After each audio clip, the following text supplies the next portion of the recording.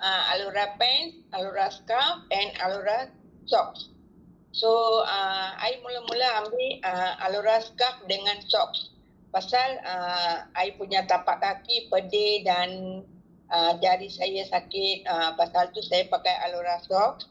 And then saya pun ada nampak dia punya different dalam 2 minggu ada kurang sakit. And then I pakai I punya scarf untuk I punya brain.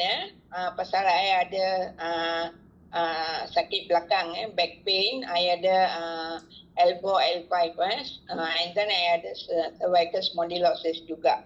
So dia sudah efek I punya otak, nerve dia sudah efek I punya otak. And then last year doktor ada buat brain MRI untuk saya. And then doktor kata I punya brain sudah kecut. So that's why saya pakai scarf. Bila saya pakai scarf, dalam lepas sudah 1 minggu, saya tambah Shirito. Shirito 1 box saya tambah, saya ambil dalam 7 hari. Pagi 2, malam 2. So hari ke-8 tu saya ada nampak beza sikit. I punya pening kepala tu ada kurang sikit, like a 10% like that.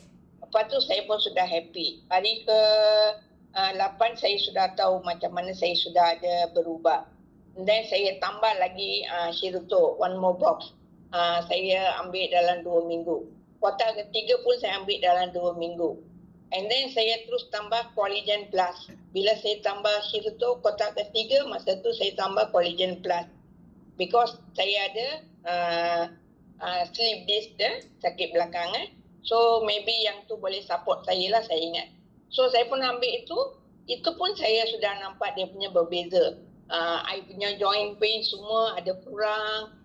Lepas tu baru saya fikir, okay, kenapa kita pakai Alura pants? Why not? Lepas tu saya terus call I punya upline Perkash. Saya beli Alura pants. Saya pakai Alura pants juga. Saya pakai 11 hari bulan 5.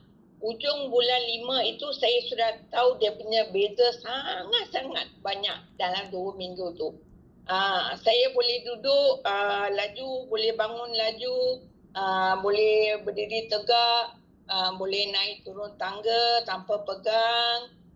Lepas tu saya pun boleh jalan laju macam tu, saya pun sudah happy lah. Lepas tu saya pun sambung juga. Bila saya pakai Alura pants, Alura scarf, Alura socks, lepas tu suplemen pun saya terus sambung sampai sekarang. Doktor pun ada bagi tahu saya, you punya tulang belakang kena operation 30,000. Saya pun tak buat itu.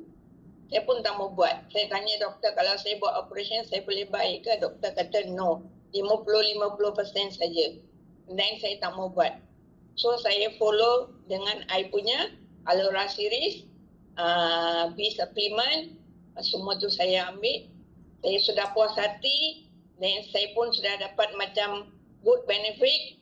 So saya sekarang buat sharing dengan I punya saudara mara, kawan-kawan, semualah saya pun sudah sign up.